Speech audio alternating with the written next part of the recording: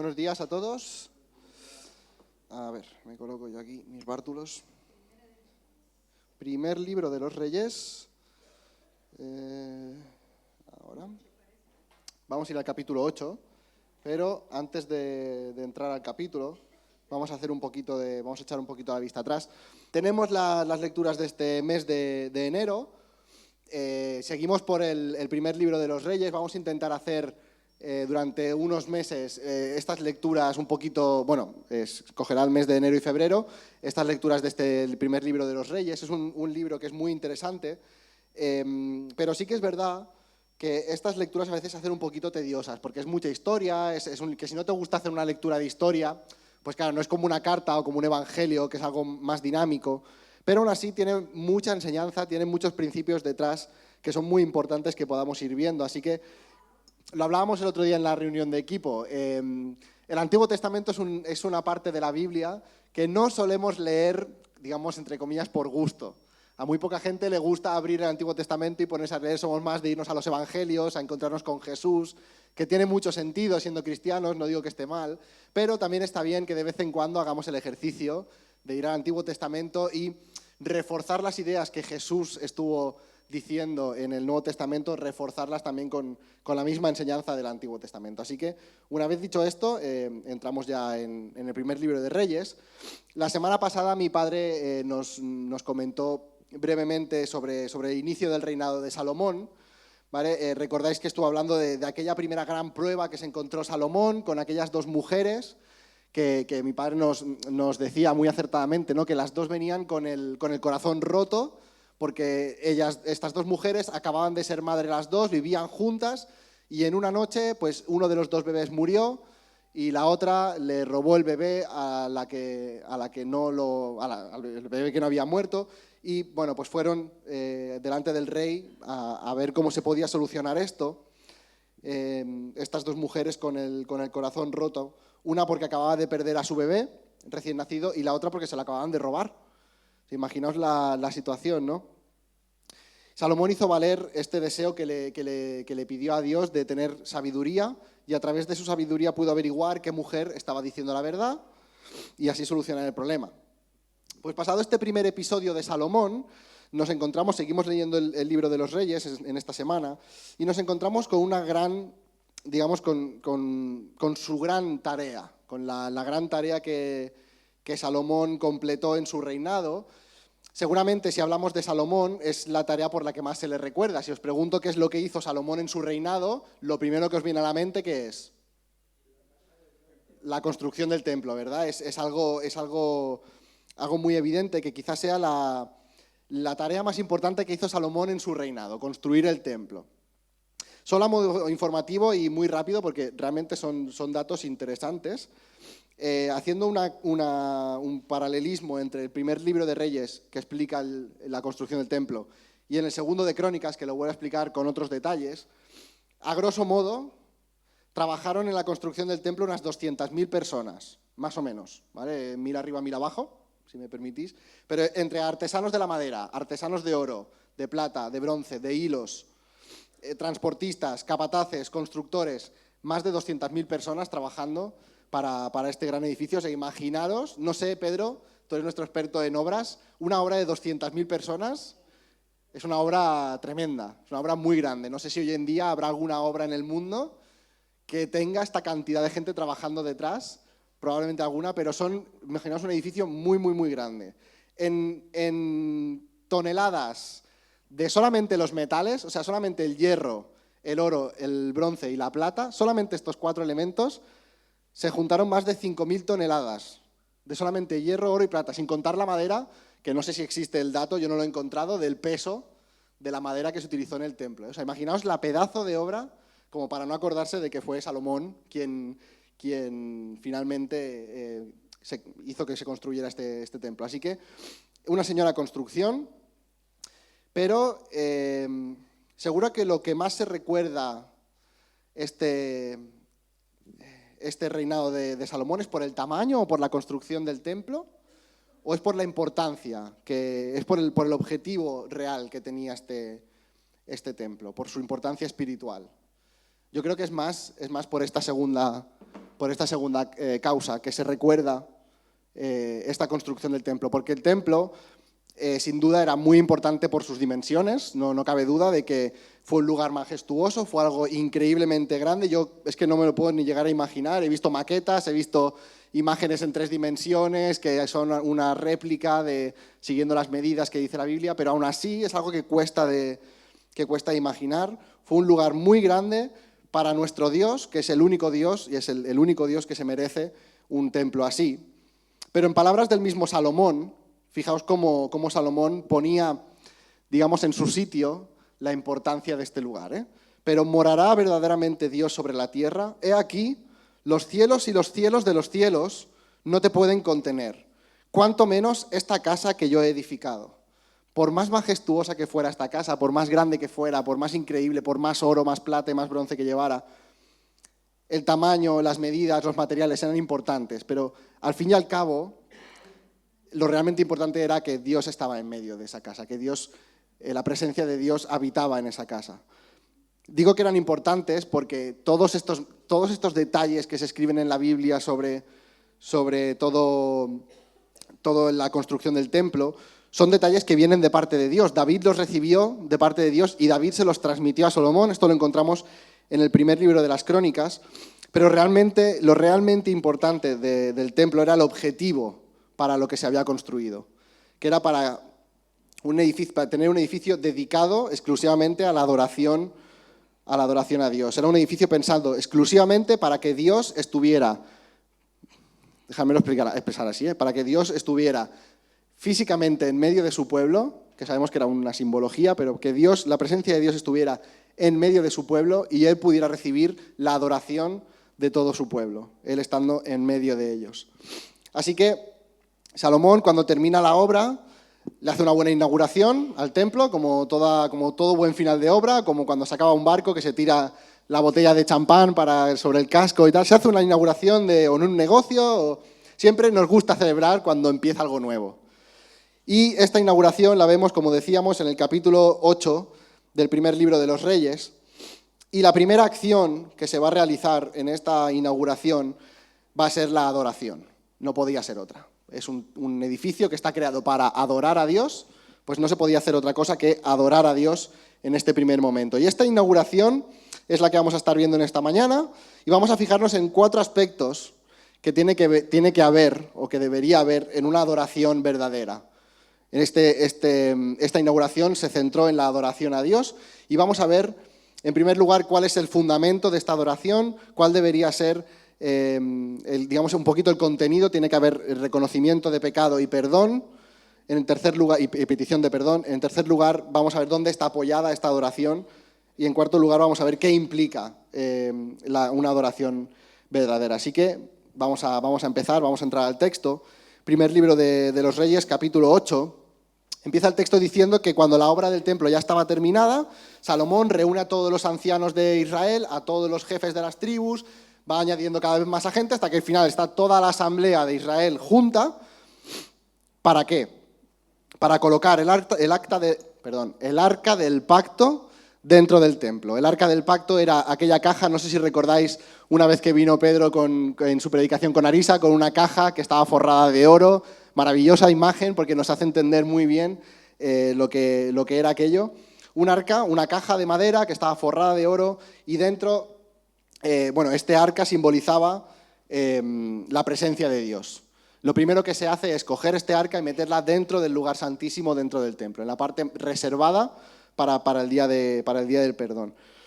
Pero, en el versículo 6, si queréis lo leemos, dice que los sacerdotes trajeron el arca del pacto del Señor a su lugar, al santuario interior de la casa, al lugar santísimo, como decía, bajo las alas de los querubines. ¿Vale? Estos eran 2 imágenes de 2 querubines que tapaban el arca.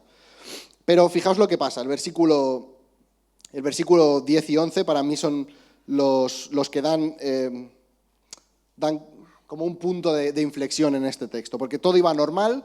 Parecía que todo iba a empezar, se iba a empezar a usar el templo como debería ser, en un tiempo de adoración, pero pasa algo que creo que es inesperado y que, como decía, para mí le da salsa a esta historia. Fijaos, versículo 10. Y sucedió que cuando los sacerdotes salieron del lugar santo, La nube llenó la casa del Señor y los sacerdotes no pudieron quedarse a ministrar a causa de la nube, porque la gloria del Señor llenaba la casa del Señor.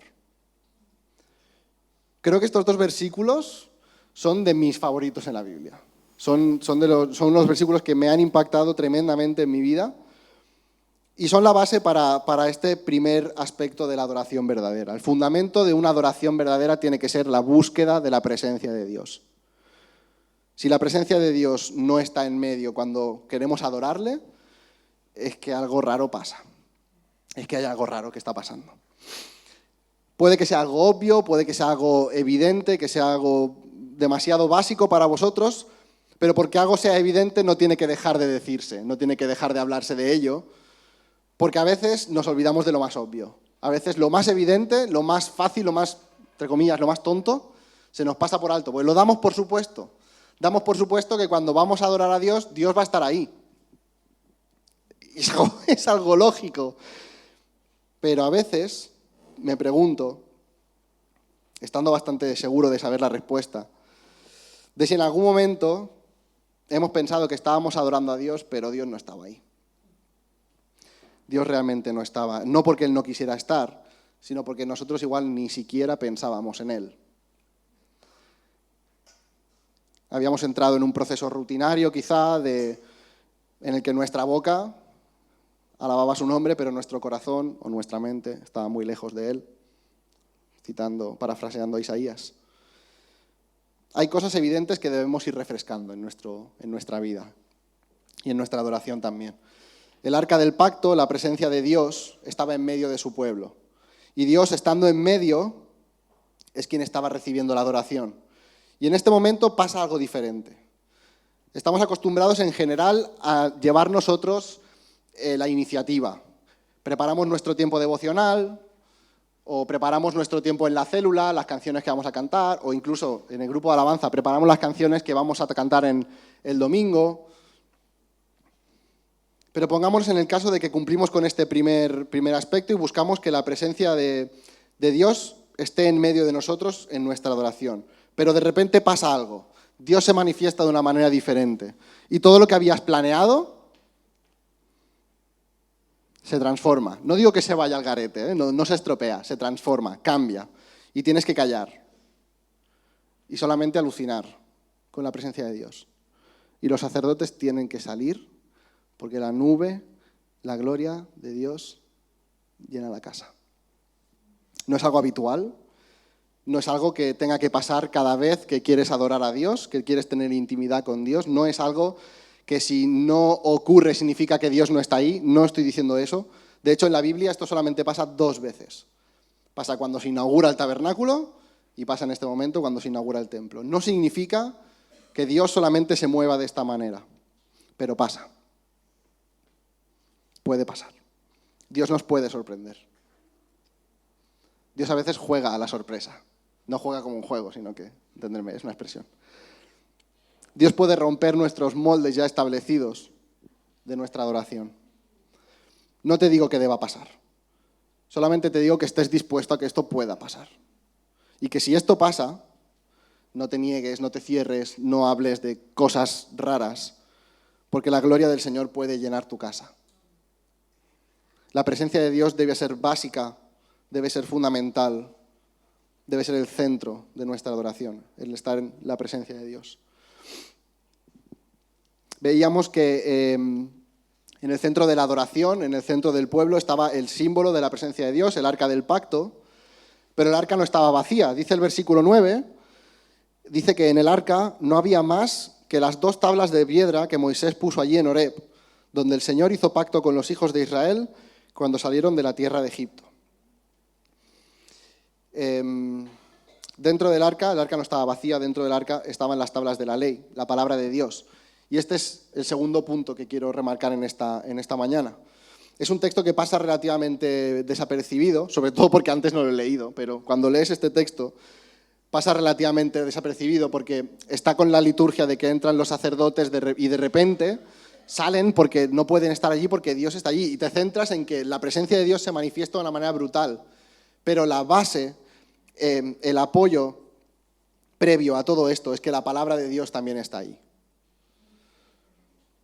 Es un texto que pasa desapercibido, pero creo que es muy interesante y tiene una enseñanza muy importante dentro de nuestra adoración. Nuestra adoración también tiene que estar apoyada en su palabra. Tiene que estar apoyada en su palabra. A veces nos pasa que estamos, no sé si os pasa a vosotros o solo soy yo, y transmito mis frustraciones, a veces lo pienso. Pero a veces pasa, al menos a mí, que estoy llorando y me doy cuenta de que mi mente se ha ido lejos, pero como que mi mente se separa, hay una parte que está orando en bucle, repitiendo cosas, pues yo qué sé, pues por mis hermanos, por mis padres, por el trabajo, por el la. Y entonces empiezas a pensar lo que tienes que hacer durante el día. Es como que estas chicas se ríen, que pecan como yo. Es frustrante cuando esto pasa, pero puede que en algún momento nos encontremos en un bucle de oración, que ya nos quedamos sin palabras, que ya no sabemos qué decirle a Dios, ya no sabemos cómo adorar a Dios, ya no sabemos qué más podemos decir sobre Él. Tomamos ciertas costumbres, ciertas maneras de hablarle, ciertas muletillas. El típico Señor cada 3 palabras al orar. Son muletillas que nos ayudan a ir pensando mientras vamos hablando, pero a veces toman demasiado protagonismo estas muletillas. No digo que estas cosas estén mal, pero al ser repetitivas, bueno, pues acaba perdiendo un poco. Yo me pongo a veces en la piel de Dios y pienso, ¿cuántas veces habrá dicho esta persona, no sé, bendícenos en una oración, o bendice esto? Está bien, Dios no está sordo, no hace falta repetirle tanto las cosas. Entonces, el tener un buen fundamento en su palabra, el acudir a su palabra, el poder leer su palabra y sorprendernos con lo que Dios es, con lo grande, lo maravilloso que Dios es, y cómo Él se ha revelado, y cómo Él hace y sigue haciendo maravillas. Esto nos da un contenido, esto nos da nuevas palabras, nuevas maneras de poder adorarle, de poder acercarnos a Él, de poder hablarle. Y es muy importante, ya no solamente para cambiar de expresiones, porque eso es anecdótico, es como casi una broma, pero para dar nuevo contenido a nuestra adoración. La palabra de Dios tiene una característica que es solamente de la palabra de Dios, que es un libro que está vivo. Es un libro vivo. Es una palabra que sin cambiar se va moviendo.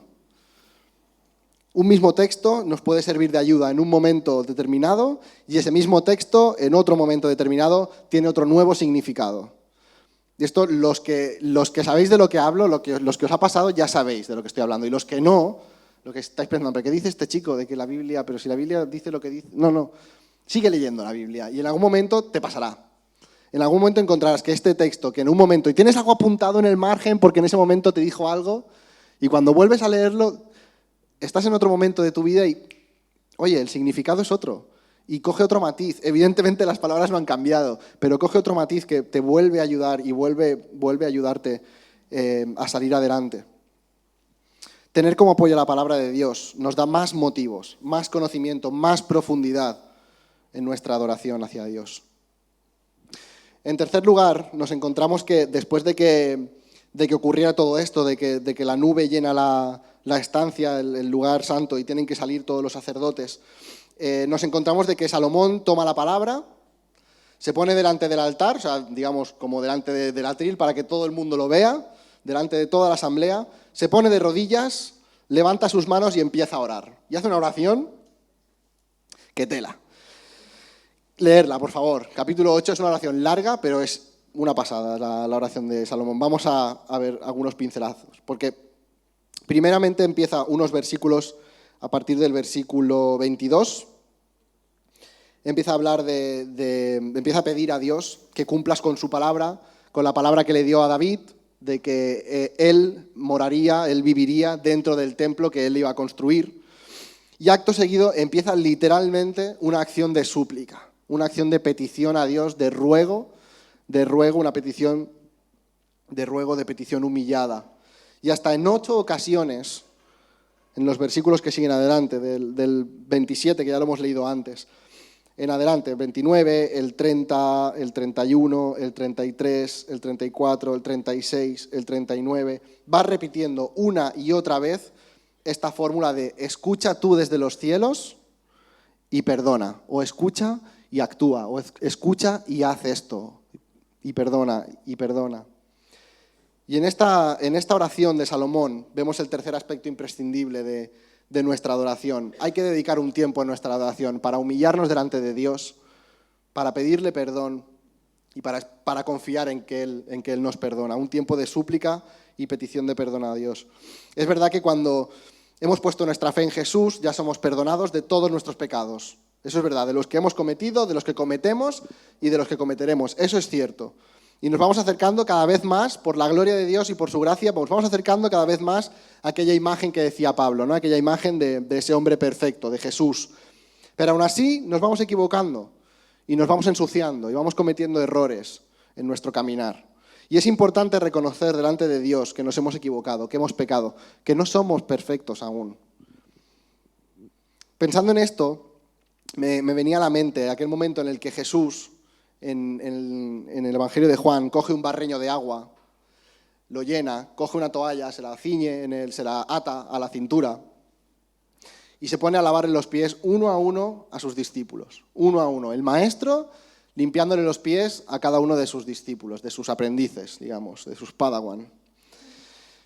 Y cuando llega Pedro, es de Star Wars, lo siento, y cuando llega Pedro, bueno, sabéis cómo es Pedro, ¿eh? Si no sabéis cómo es Pedro, leed los evangelios porque Pedro es la bomba. Pedro un día te dice, te amo, Señor, y otro día te niega 3 veces, y otro día se tira al agua pensando que va a caminar, pero en realidad no lo pensaba tanto.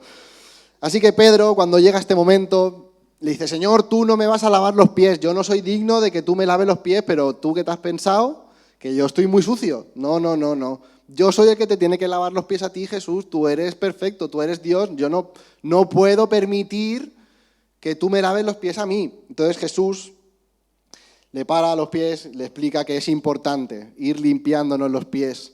Es importante ir dejando que Dios nos vaya limpiando los pies, porque se van ensuciando al caminar, con el polvo del camino. Y entonces Pedro, tan pronto le dice que no a Jesús, le dice, bueno, pues entonces lávame entero. Entonces Jesús le dice, bueno, Pedro, está bien, pero no lo estás entendiendo. Los que ya se han bañado no necesitan limpiarse enteros, solamente necesitan ir lavándose los pies.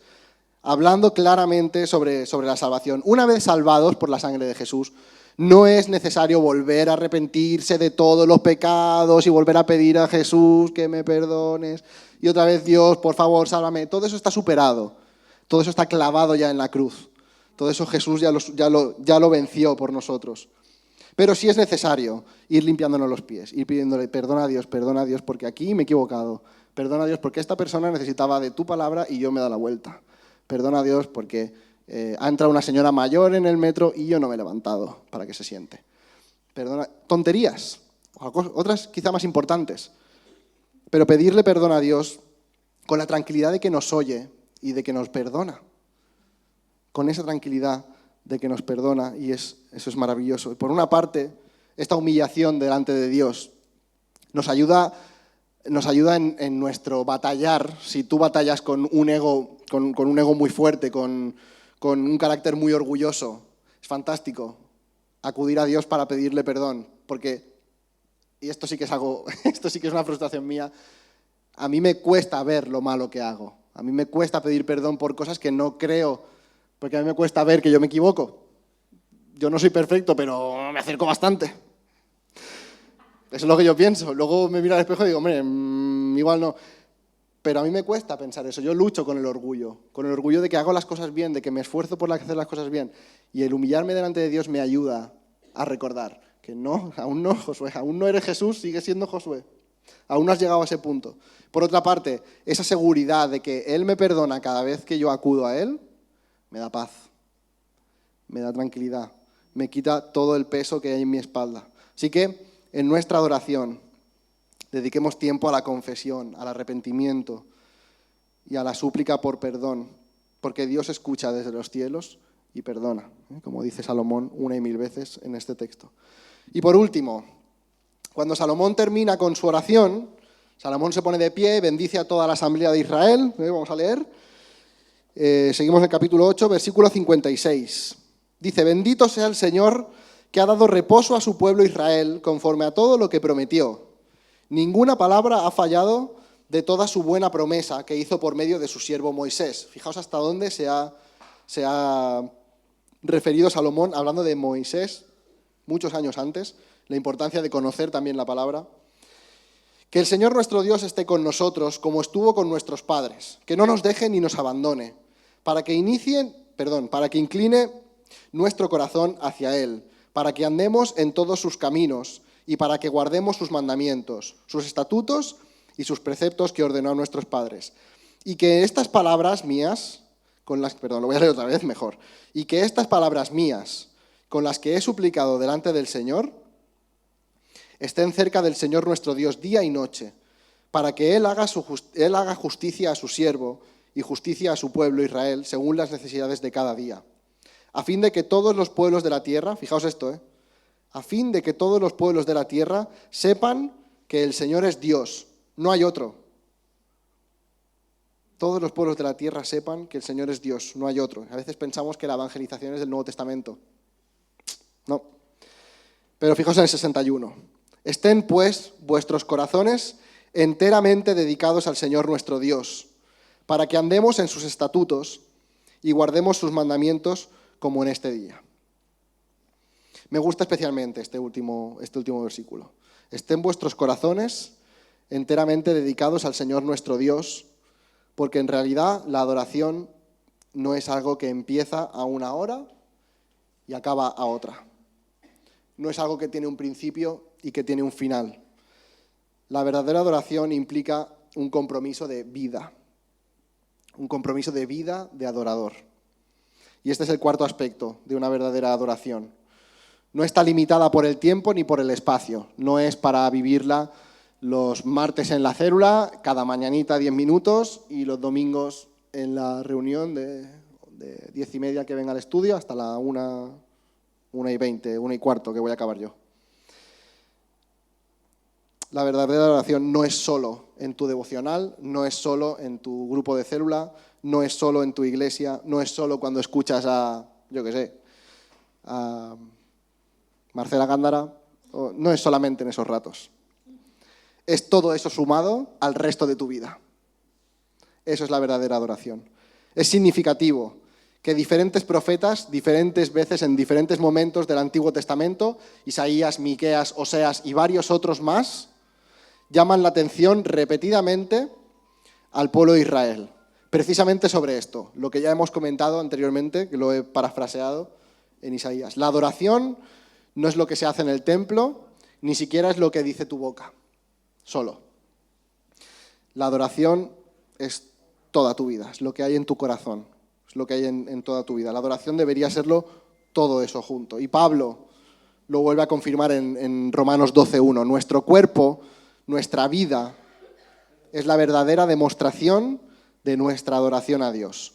De poco sirve adorar, entrecomillado, a Dios en la iglesia y cambiar actitudes, cambiar vocabulario, cambiar casi de personalidad cuando salimos hacia afuera, o cuando estamos en casa, o cuando estamos en la panadería. De poco sirve estar adorando en la iglesia y luego ser otra persona fuera. Así que con esto quiero terminar ya. Nuestra vida es la demostración de una verdadera adoración a Dios. Una vida que está centrada en la presencia de Dios. Una vida que se apoya en la palabra de Dios. Que busca, no quiero utilizar palabras raras, que busca, que se nutre, que se alimenta de la palabra de Dios, que se deja sorprender por esa palabra viva. Una vida que demuestra adoración porque se humilla delante de Dios, porque confiesa errores, porque se deja perdonar por parte de Dios. Esta es una vida de compromiso en adoración y me gusta mucho este ejemplo de Salomón, este texto del capítulo 8 de Primero de Reyes, porque realmente nos muestra, nos da un aviso, porque creo que no enseña nada nuevo, pero nos da un aviso, nos da un refresco, un toque de alerta de tu vida es la adoración, no solamente ratitos. Dios lo que quiere son nuestros corazones, son nuestras vidas completas, no no quiere trocitos nuestros, no quiere un dedo, quiere el cuerpo entero. Señor, gracias, Señor, porque, como decíamos, en tu palabra encontramos vida.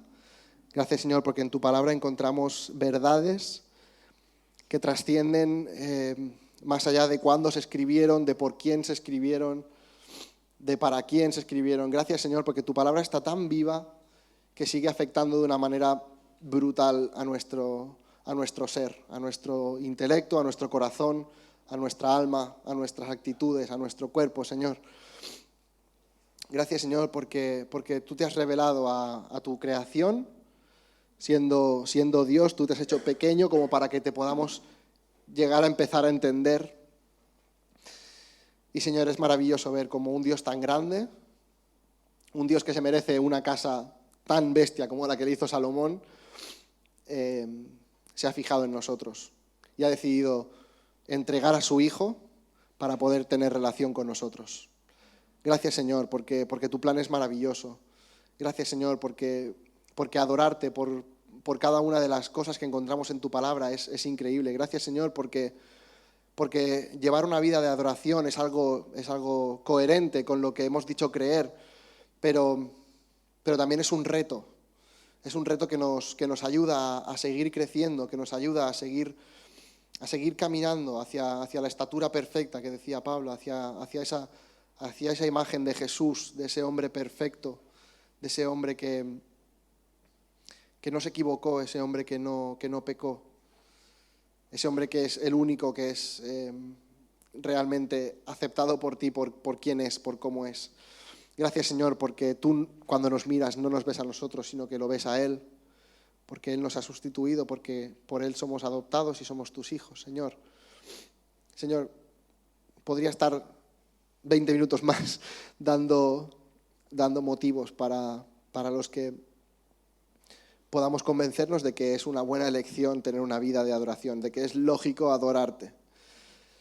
Así que, Señor, dejo en tus manos este pensamiento, Señor. Te quiero pedir que tú lo marques a fuego en nuestro corazón, Señor, que no se nos olvide que una vida de adoración vale la pena, Señor, que una vida de adoración es lo que tú pides de nosotros, Señor, porque es la respuesta lógica al haber comprendido tu increíble plan de salvación, Señor. Gracias Dios, gracias Papá por tanto amor, porque al final en eso se resume todo, en tu gran amor por nosotros. En el nombre de Jesús. Amén.